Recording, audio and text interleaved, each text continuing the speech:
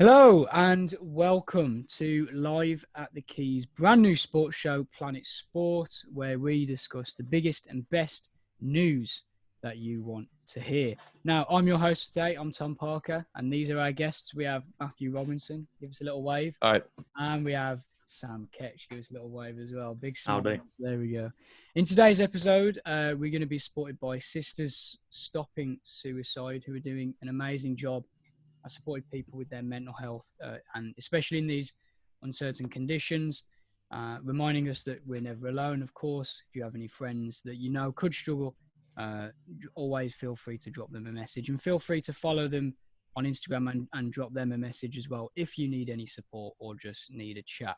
Now, firstly, before we start, of course, mentioning the current climate, we are currently in a situation where everyone has to stay at home. So obviously, a quick reminder just to stay at home and stay safe in order to stop the spread of the coronavirus. Now, today, what we're going to be covering is the impact of the said coronavirus on the Premier League and the potential and the now confirmed restart of the Bundesliga.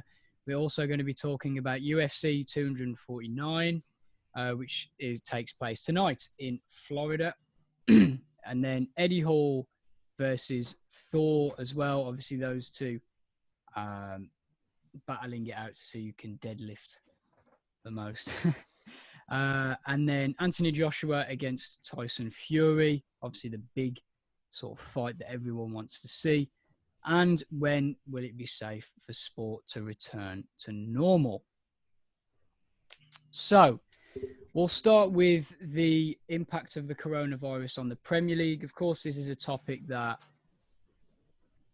we've all sort of swept through football, especially the last couple of weeks, particularly with the said Project Restart that the Premier League are trying to put in place for the season to return on the 8th of June. Clubs obviously are turning back to training next week. So what do we think of that? I think if it's safe for them to actually return, then naturally they should. The economy of football needs them to come back. But I think, as we're seeing a lot, today Brighton have their third player test positive, and Dynamo Dresden have had a couple of players test positive. It's still not entirely a situation which is ready for football to return, I don't think. I still think we're at least a couple of months away from that. Yeah, I think certainly, I mean, some of the early suggestions were that teams should self-isolate like within themselves, and that they should just train together, and they should all sort of leave their family as such. And the sort of team, the players and the coaching staff should stay together. And then maybe the season will be able to get finished behind closed doors. But I'm not entirely sure that that's what's happened. So it's going to be an interesting one to see what happens when they do come back, because there is still a risk of the virus spreading, as we've obviously seen with the Brighton player this morning. Yeah, of course. Interestingly, Brighton have had 3 players diagnosed with coronavirus, and they are, of course, one of the clubs opposed to the season returning. So you can see why. Now, the Premier League have actually put a plan in place for neutral venues. So up to 10 stadiums could be being used for the return of the season. Now, do we think that's going to make much of a difference? I think it takes away certain elements that benefit and detriment some clubs. I mean, Brighton haven't won a game in 2020, away or at home. So for them, I don't think it matters whether it's home or away matches if the form pre-virus is to be taken into account. But I do think that if you've got the facilities to keep people within a small area where the chances that they can infect one another is the same as when they're playing against one another, then yeah, if you can find 10 stadiums that will suit the Premier League's needs that are within, say, one city, then it's not a bad idea. Yeah, I mean, that could definitely help having less, there's less risk if you go into less places. So if all those players are only going to a sort of smaller amount of spaces, then yeah, it might make it safer. But still, I think it is worth pointing out as well, that I think the 6 main clubs that are opposed to it are the bottom 6 in the Premier League of starting up again.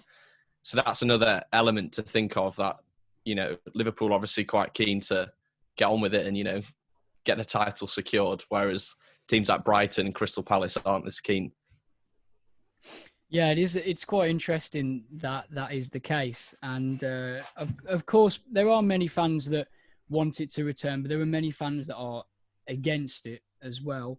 Now, in terms of how the league would come back, obviously, there has been talk of the Premier League wanting to at least conduct 40,000 tests for players and staff, maybe once a week or twice a week, to make sure that they're safe, and that the players could have to wear potentially masks, and that the length of the halves could be reduced to around 30 minutes to reduce the amount of time that people have to stay close together. But surely, if you wouldn't want people, or if you would want people to social distance, then I'm sure you guys would agree in saying that starting the season off again isn't a good idea at all. Yeah, I think that, as you say, if they're so adamant that it comes back, then they've got to have trust in the rules that football has in place already, the 45 minutes, the man marking, everything like that, that puts people supposedly at extra risk. Then you can't just start altering it with 9 games to go, because if you void the season and give the title to Liverpool already, there's an asterisk next to it. If you play the season on and make it 30-minute halves for the last 9 games, there's an asterisk next to it. Realistically, if it's not safe for the league to continue now, how safe is it going to be in September when they'll want to start the next one? Yeah, I think that's a key thing, is that it needs to go ahead as football has been played previously. Otherwise, there will always be a question mark next to the results of the 2020 season. And realistically, I think they just need to allow a bit more time and make sure that safety is the number one priority, so that, the results stand the test of time, really. Yeah, of course. And speaking of fans as well, I think it was Greg Clark, the chairman of the FA, said that fans might not be able to return at the start of next season as well. So fans wanting to maybe attend games, you can see the impact that this is going to have on the Premier League for quite some time. And whether it returns or not, I think one of the key arguments for it actually returning is that purely the money side of things, is that clubs, for example, like Sheffield United or Aston Villa, that have played 1 game less than everybody else, if the season ends where it is, or if it's null and voided, they could potentially lose a lot of money, particularly Sheffield United, who are, of course, close to Champions League football. In fact, if they were to win their game in hand, they would go above Manchester United into the potential 5th Champions League place, of course, with Manchester City's ban, which we still really don't know what's going to happen with that. But in terms of the money involved, do you think the season should come back at some point? Well, I think if it's not been clear already, my perspective is that until it's safe for football to return, there's no point discussing the end of this season. We've played 3/4 of the season. If this league is safe to return in September for the next one, then why not finish this one off? Realistically, if it's safe to return in September, the footballers will have had 6 months pre-season to finish this one and go straight into the next one. Now, they've already moved the Euros back to the summer 2021, so there's already something for them to aim for to finish the next season by. So why not just encompass the 2 seasons together and take away some of the unnecessary international friendlies, maybe in March next year when clubs come in, the international teams come into that final stage of picking their squads. Yeah, I mean, I completely agree with that. That it's just one of those things where they need to look at those. They just need to find the time later on. Realistically, there are times when we can fit more games in than perhaps we would do in a normal regular season. And I think that's just got to be what they've got to do. Just push it back, make sure it's safe, and then when it is safe to do so, and then crack on and really fit the games in. And I know it's amateur football, but I spent a season before going to university as a club secretary around here for a club. And when games got postponed for bad weather, and this is amateur football, you didn't just null and void those games that weren't able to be played. They were pushed back as far as it went. And obviously, speaking to other secretaries around the time, what you end up doing is the season ends, say, May the 12th. Mm-hmm. You just put the games that haven't been able to be played after that, and the season just ends at different times for different clubs. So there was a club around here who played more games after the end of the season than they did during it because of the quality of the pitch. So they played a season where they had 4 games a week for like 3 weeks in a row. So if amateur footballers can do it, earning no money, I don't think it's out of the realms of possibility for these multimillionaires to be doing it. I mean, it's certainly something to talk about with the financial side and talk about the lower leagues as well. I mean, the lower leagues like League Two, League One, I mean, the financial hardship that's going to hit them. Obviously, the Premier League, they've got, they're known for having these rich owners who can potentially fork out this money for this year period or 6-month period without having much income, and they can sort of prop up the club, whereas some of those lower league teams, they are really going to struggle. I mean, we've seen already this year and last year, a couple of teams were in a lot of financial trouble. I think it was Bolton, wasn't it? And another Bury was it as well, who folded. We've just seen a lot of sort of financial troubles in the lower leagues. Yeah, and obviously going back to the point in hand as well, the Bundesliga are starting soon. Now, obviously the question, because England and Germany, especially the FAs for both countries, are so close in terms of their ideas, or the way that they run their football in their respective countries. There's a lot of hope because the Bundesliga is coming back, that the Premier League is coming back. But do we think that the Bundesliga is coming back too soon? For example, the Dresden team have been put into quarantine for a week before the season's supposed to start. I think a player has been diagnosed with the virus. So do we think that it's too soon? I think you can argue it. I think they have compared to this country, if the Premier League is thinking that it can get 40,000 tests, enough for twice a week, then I think that they'll have a massive shock on their hands when that doesn't happen. The testing in Germany has been far ahead of where it should have been from the start anyway. So they're more capable of it than we are. I also just think it's more of a sensibility thing. I think they're more likely to come up with ideas which can give it a more authentic feel. We've seen clubs putting in the little cardboard cutouts of fans and whatever. In this country, it would be a race to get fans back into the stadium rather than doing something sensible like that. Yeah, I mean, I think it's worth pointing out as well that Germany's only got 7,000 deaths, whereas we've currently got 30,000, and we're still like maintaining a high rate of deaths per day, whereas they're sort of way past that, and they're now on they're quite a downward spike. Yeah, that's exactly the point I was about to bring up. Is that the clear difference in the death tolls is a reason. I think people need to look at that as well. I think people still are a bit worried. But of course, quite a nice story coming out from the Bundesliga was that printing companies obviously are giving fans the chance to print cardboard cutouts of themselves, which I thought to put in the stadium, which I thought was quite entertaining. But it won't be the same in terms of atmosphere. But overall, I think that I think sport is on its way, sort of on its way back. But moving on from football, we of course have probably one of the more controversial sporting events that took place. UFC 249, Dana White came under a lot of criticism for this taking place. Apparently, he'd actually bought an island just to hold the event. But it was held in Florida this morning. I think it was like 3:00. If any of you actually stayed up to watch that, I didn't. But now we're not going to go into too much details in terms of the actual fights. But what we're going to talk about is Dana White and why is he being selfish? Is this a money-driven decision, putting people's lives at risk for no reason? especially when you consider that was it Jacare Souza was also diagnosed so with the virus. So I think his fight had to be, pretty sure his fight had to be cancelled. So is it a selfish decision?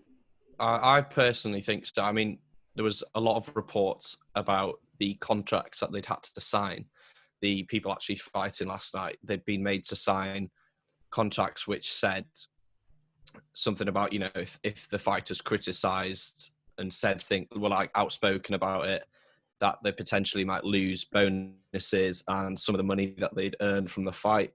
Even though Dana White did come out to say that this wasn't the case, but there was a lot of sort of one of the fighters went on record to say that he was actually really scared of contracting the virus. And I mean, he'd had to sign this long contract on what he could and couldn't say, and it was all a bit controversial, and it was making headlines around the world.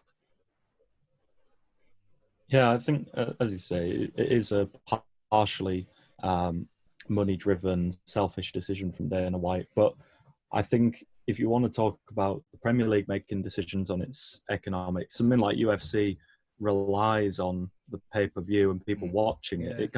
It can't go on without fights actually taking place, whereas football has periods without fights, matches going on during the summer anyway. Fights would be weird. Yeah, I mean, there's no owners in UFC. There's no people who are putting money into the sport. It just comes from the pay-per-view and the sponsorships, and without the fights, neither of those incomes are coming in.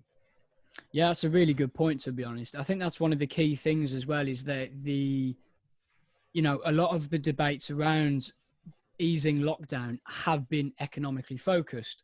And you can say the same with sport, because at the end of the day, sport generates so much money. And it's difficult for people who run sports to sometimes maybe sacrifice that for more sensible options. But of course, America have been a little bit, I think America in general been a bit slower to react to the coronavirus than other countries have. So is it that much of a surprise that their sporting events would still take place? Despite being behind closed doors, we do have to, say that it was behind closed doors in the end. But if we're talking about, it's quite interesting, Matt, that you said that one of the fighters said that he was scared of the virus. Similarly, Sergio Aguero and Kevin De Bruyne had both said exactly the same thing. So the question is, do fighters or sports people have a duty to entertain people in these sorts of times? I mean, there was a lot of people on sort of social media absolutely buzzing because it's the first sort of proper sort of mainstream live sport that we've had in, over a month and a bit now. And I think certainly for fighters, they're, Sergio Aguero and Kevin De Bruyne, they're still getting paid. They're also multi-millionaires. Realistically, is it worth them? Is it worth for them like 1 or 2 months pay to come back early to potentially risk getting really ill and potentially, death at the end of the day is the worst outcome of this. Whereas for someone who's a fighter, certainly in the UFC, not all of them, there's the likes of Conor McGregor who's made it big, and whereas some of the other fighters are a bit more sort of small scale and don't really have that financial backing behind them. Yeah, I think the same goes with obviously two completely different styles of sport, but something like tennis, which is the sport I play and I'm fairly familiar with. The people outside of the top 50 tennis players, and that's probably talking about 2,000 people who play pro circuit tennis matches, cannot survive without it being on. And so one of the things they're doing with tennis is bringing back the small scale events for people like, in this country, you'd have Dan Evans, who, doesn't have big sponsorships, so doesn't have that financial backing to go without the events going on. So part of the thing that's going on during this entire thing, someone like Roger Federer can look wonderful on his Instagram playing against the wall he's got in his multi-million-pound mansion in Switzerland, but there are tennis players who can't afford their rent because they've not got sponsorships from big brands like Wilson, Nike. They've not got deals like that which can help them survive. Yeah, and I think it comes down to sports as well, because if we're talking about tennis and UFC, these are sort of individual sports, whereas team sports, obviously, it's structured in a different way. So you could sort of, but you can understand the risk and reward um, in both situations. The risk in team sports is much greater purely because of the fact that it's a lot more people that have to be in one place at the same time. And, they do earn more money on a week per week basis because of the regularity of the sports. Whereas individual sports maybe aren't quite as regular because there's only one person. You wouldn't be able to, play a new tournament every week because you'd be absolutely exhausted. But in terms of, I think that it's quite an interesting question because I feel like sometimes people act like these people have sports people have a duty to sort of entertain the general public. It's their job. It's, what they train to do. But at the end of the day, they are people as well, and they do have, their own families and their own, issues with having this virus coming around and affecting the world the way it has. But I think that Dana White hasn't maybe come across that well with this whole situation. The amount of backlash that it's got. Yeah. Is it damaging for UFC as a whole, or do you think it'll keep? No, people will forget. You come round to the next time McGregor's on or Khabib is fighting, and nobody will remember that this went on. I mean, if the Premier League came back, no one would remember in 10 years how dangerous it was, because people look at it with such a narrow mind. They'd see the personal benefit of being able to watch the live sport, forgetting that these aren't simulations of footballers on the screen. This isn't FIFA that's going on. It's real people actually endangering themselves just so we have something to watch. Yeah, like I said, they've. I think that sometimes, maybe sports people do maybe feel pressure. Of course, we had the whole FIFA Premier League tournament. There's a lot of focus on these players trying to entertain the masses in any way, shape, or form, even though they could be dealing with their own sort of problems. But we'll go on to more sort of fighting sports with Eddie Hall and Thor. Not the god, but I mean, he might as well be. He deadlifted, what was it, 501 kilograms world record deadlift. I mean, did anyone see the video of him doing it? The bar literally just looked like it was about to snap. I mean, it's mental. But I think Eddie Hall called him out for a fight, didn't he? Was it? Yeah, they're going to have a fight now, a boxing fight.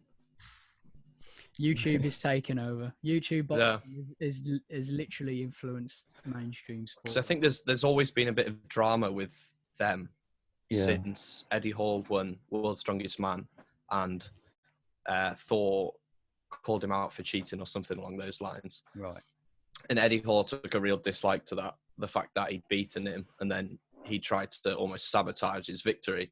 Yeah. And since then, there's always been a bit of bad blood between them. And now that Thor did his 501 kilogram deadlift at home, Eddie Hall went on record to say that he didn't really think it should count because it wasn't an official verified thing, because it was at home, it was with his family. His dad, or Thor's dad, was the one who was measuring the weights and was making sure everything was as it should be. And he said that he respects it, and he's saying it's an amazing effort, but can it go on an official record? Because what sort of precedent does that set, that any world record can be set on a live stream at home? He's saying that there needs to be some standards that are upheld, even in this difficult time. Yeah, I think that makes perfect sense, though. If there's no official team there, people, actually, it would be like if you had, going back to football, but it's like running a football game, having a couple of fans be the ref and the linesman. Yeah. How can you tell that that's going to be a fair and, neutral assessment? Obviously, completely different sport. Deadlifting is, I'd imagine he would have taken the proper checks, because I guess it could be a pride thing as well. you wouldn't want to claim a false world record because it'll come out eventually. So I don't know what good it would do for him. But, I mean, do we think this fight is necessary? Is it really, have the people been clamouring? Is this the one fight that everyone's been asking for? Yes, we need Eddie Hall versus Thor. This is the one fight we've all been asking for. Yeah, I mean, neither of them have. I mean, I saw an interview with Eddie Hall, and he said he'd done boxing training, maybe just for his strength training, maybe about 50 times in his life, and he didn't even know how many rounds there were in a boxing match. And I mean, I'm not suggesting either of them would be able to go 12 3-minute rounds because that's absolutely ridiculous. But I personally, I mean, they seem really confident that with a year's training, they're going to be in a state where they can just do it. But I mean, I don't see either of them being able to carry on fighting after 2 rounds maximum. I mean, I reckon that both of them will just gas out straight away.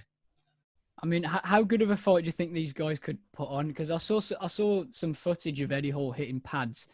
The power in those punches, my word. I think it'd be the first time ever, like, both of them could chin one another at the same time, both go down. Like, they have that much between them. But I was saying to someone, like, you look at because of the height difference between them, like Eddie Hall looks difference. really wide, and then the Thor just looks really skinny because he's so much taller. But I'd be interested to see how they did, but I wouldn't be paying to watch it. I'd watch the highlights maybe afterwards. Exactly. I mean, I don't think it would go on for long. I don't think it'd be much worth it. But I mean, they've already signed contracts for, I think, 7 figures. So, I mean, anything's possible these days.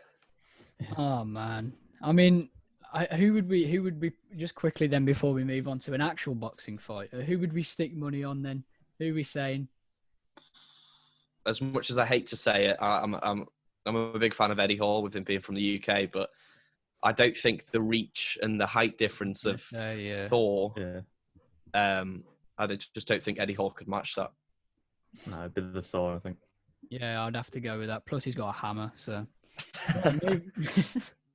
moving on. So we have the fight that everyone has actually been talking about, which is Anthony Joshua against Tyson Fury. Now, of course, we've got a few questions for this topic. So, should the fight be held in the UK or the US?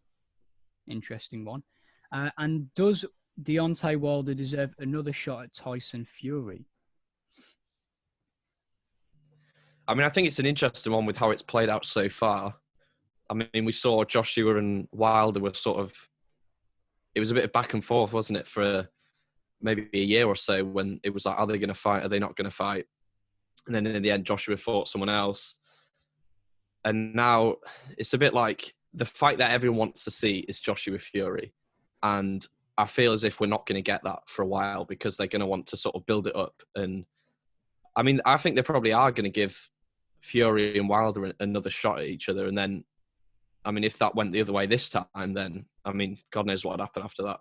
Well, of course, Deontay Wilder activated the clause in his contract for a third fight. So, it'd give them a fight in between because obviously Joshua has Pulev still to fight, right? So it'd give them both a fight in between. Say they both won, which realistically they both should. You've then got that build-up is there. There is then maybe in 2 years' time they're ready to go against each other. Yeah, I think the whole Andy Ruiz defeat sort of spun everything on its head because obviously he was meant to beat Ruiz and then fight Wilder, but then he lost to Ruiz. Fury got the Wilder fight, and since then it's been it's sort of been a juggling act of how can we sort of fit this into a system where Joshua Fury is going to happen or Joshua Wilder, because obviously Joshua Wilder was the fight that was being talked about. And then, of course, all of a sudden it's changed to Tyson Fury with his amazing comeback. I think that the fact that he's even in this conversation, Tyson Fury, considering where he was, I think is a real credit to him as a person, especially the sort of thing that he's been through, and obviously Dillian White as well. When should he get his shot at the WBC belt. He's been around for a while, Dillian White. He's a fantastic boxer, real power hitter. He's got. I was watching one of his old fights. I think it was it against Derek Chisora the other day, or a couple of weeks ago. And of course, I think the UK at the moment is doing pretty well with boxing. I think we've got some good boxers at the moment. So you should get it. When it's difficult to tell, obviously, with the current situation. And of course, you have to think about fitting it in alongside Anthony Joshua and Tyson Fury's fights, because at the moment they are sort of the two names that are grabbing the most headlines. So I think it would be a shame for White to sort of be pushed under the rug a little bit because of the other two fights. So it depends, really. I'm not sure what you guys would say. Would you want to fit it around Joshua and Fury? I think the longer we push that Fury-Joshua fight, the worse it is. The less likely it's going to happen as well. Yeah, I think the sooner we can get that, because they'll want a trilogy for it, or at least two fights, because they'll want one winner, and then, the other one won't be happy with that. So you have to take into account that that's probably, 2 years minimum for that collection of fights to go on. I just don't see the time for it, especially given the amount of time we've had off now since the last fight went on. Yeah, and of course it's a tough one, really, because trying to figure out a way to get the fights to work in a way that would make sense as well, because you wouldn't want your two biggest fights to happen straight away and then not really have much else. But at the same time, for Dillian White, I don't think he would want his fight to be sort of in the middle of those two, or potentially in the middle of those two, because it could, carry on that sort of momentum. I think boxing is very much sort of a momentum sport. Boxers, if you win a few fights and start to gain a bit of a reputation, then you can get very successful. And certainly I think that Anthony Joshua, I think after his calculated win over Ruiz, I think that, people are straight away jumping to this Fury fight. But of course he does have Pulev as well that he has to beat. And everyone made the mistake last time of brushing over Ruiz as if he was just, like just sort of a traffic cone that Anthony Joshua could just walk up to, move to the side, there you go, and move on. But that wasn't the case. So I think for Anthony Joshua himself as well, he can't get caught up in this idea of Joshua versus Fury, because the same thing will happen to him again, and we'll get this whole other circle if he loses to Pulev, which I don't think he will. I think that he's faced better boxers, but we'll just have to wait and see. Deontay Wilder, of course, bit of a weird one for him. A third fight, I don't think the third fight will be that successful. I think people are probably fed up of it at this point. I don't know what you two think. It's tough because you know that if Wilder wins it and it's draw, one win each, then there's going to be the sort of clamour for another fight. So from a perspective of wanting to get that Joshua Fury one on the table and done as soon as possible, I would have much rather there was never this talk of the third fight between Fury and Wilder. But now that it's happening, I suppose it gives Fury the continuation of, fights against people that are going to push him. Because whether he should have won that first one or not is not the discussion now. It's, he has to win it and beat Wilder again and then get ready to fight Joshua and become the best.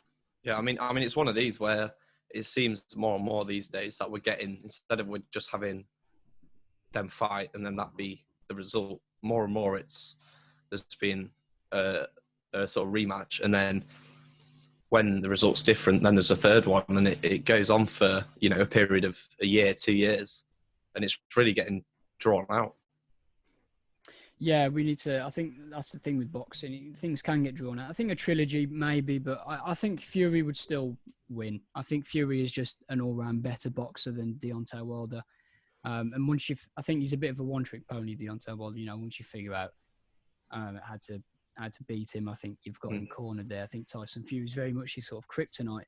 But we'll move on to the last topic for today, which is when will it be safe for sport to return to normal? It's the £1 billion question, you'd have to say, really. And what precautions should leagues, teams, etc. take to start up again? And what do we think will be the new normal for sport? So we'll go back. We'll quickly go back to the first question. And when will it be safe to return to sport? Tough one to answer, but we'll give it a go.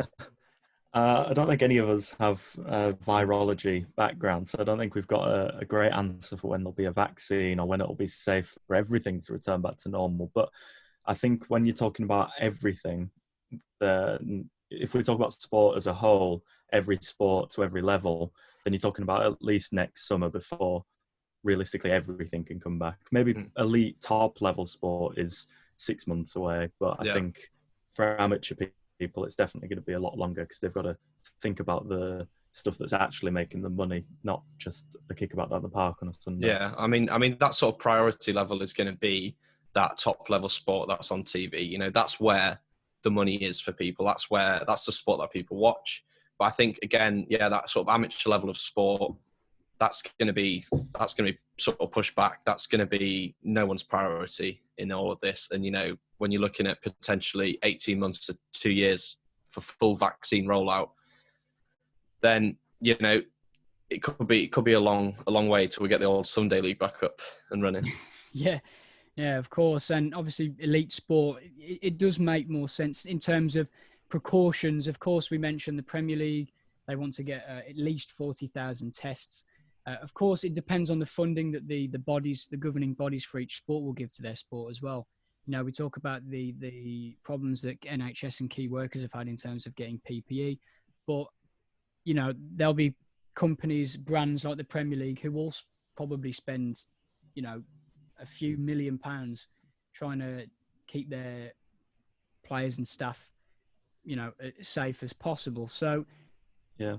In terms of starting up again, do we think that tests is the case? How do we think that leagues and teams will actually work in terms of restarting? I think that given we're already up to League One being cancelled for the remainder of this season in their separate ways all the way through the divisions, there's 2 divisions left in this country. We're talking about the Championship and the Premier League left who think they're going to keep playing. I think realistically you push that up again and you just leave it at the Premier League, because realistically it's unfair to expect all 44 of those teams. I think about Hull City, obviously the closest to my team. Their training ground in Cottingham is not big enough for all of them to isolate near to it, and there's no hotels in this area open for them all to go and stay together. Someone like Tottenham, where their training ground has beds and places for people to stay already, they're fine for it to come back whenever because they'll just get everyone to stay in at the training ground. But it's how you treat these clubs, because if you treat clubs like Manchester United, Liverpool, who have that vast amount of wealth, versus Norwich, who have said themselves they were running at a loss even with Premier League money, so had to furlough people. They're 2 different ends of the spectrum. You've got to find a way to treat them as a middle ground, which probably means the Premier League sends money to the lower reaches to try and help them survive and get people playing for them rather than Man United. And in terms of the new normal for sport, I think would you say behind closed doors will probably be the new normal for sport, I reckon? Yeah, I think so for the time being, especially, sports like football, rugby, your cricket, your tennis, etc., where, it happens in these big stadiums with loads of fans all crammed together.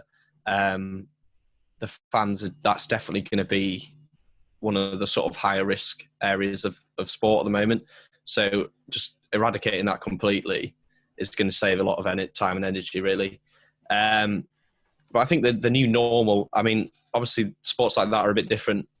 But I mean, something that darts have been doing is they've been doing it sort of like online. So the darts players play at home and then they live stream the stuff. And I mean, there's obviously not very many sports that can be done like that. But, you know, any of them that can, it might be a good idea for them to get themselves back up and running and get their income back in. Yeah. I think new normal in terms of when this is all said and done and the vaccine's widely available, I think it'll be interesting to see how precautious people are for going back to cramming into the stadium. So we look at something like Cheltenham, which is, you know, a lot of people are blaming that for going ahead and all those people cramming in. Are people going to be as like readily available to just cram into that space? Are people going to be so happy to do it again, knowing what's just happened? I genuinely, sorry. I genuinely think so. If you saw yesterday, the amount, was it Leeds? They had a massive gathering of people in a park, just enjoying themselves, and we're still in lockdown technically. We still have to be staying at home, so I think there'll be a big surge of people once the government say you can leave your house. I think people will be surprised at how many people will live normally again straight away. Yeah, I mean that's going to be one of the hard things for the government to get right is announcing when these sort of things can go ahead, because if they did, just I'm sure people now would be quite keen just to go to a football match because they've not had it for so long. So it's going to be interesting to see how it's, especially fans are reintroduced to sport. It's going to be an interesting one. Yeah, of course. And in terms of, obviously I mentioned it before, but wearing masks, do we think that's a good idea? Players wearing masks, I can't really, that'd be so uncomfortable. If it's the way they have to do it, I suppose it's just what we have to get used to. I mean, I suppose in the grand scheme of things, they don't use this part of their face to do anything in football. It'd be weird if they did it in boxing, right? But in football or tennis or anything like that, putting a mask in this area doesn't really change the way the sport's played. Yeah, no, that's fair enough. I was just thinking of the feeling your breath on your face for like 90 Yeah, I mean, when you're like running, if you ever have something there or whatever, I mean, it does make it harder to breathe. And, you know, I guess if you can't get the oxygen in, you can't quite perform to the highest level. Well, we'll have to wait and see. Right, that pretty much does it for today. We've covered all the topics. Thanks for joining me, lads. It was very interesting conversations we had there. Obviously, there'll be plenty of more sporting news, hopefully, within the next coming weeks. Things seem to be gathering pace pretty quickly, especially in terms of football. That seems to be the main sport that is being spoken about in terms of making a comeback. Apparently the season is supposed to be ending for the 31st of July, by the way, so that the Champions League and stuff can return. So be interesting to see 8th of June, 31st of July. That's the sort of window that that executives are looking at. So it'll be interesting to see how that comes about. And, we'll bring you the news when it does come. But that's what we've got time for. Thank you so much for watching this week. And catch us next time on Planet Sport. Bye. Bye.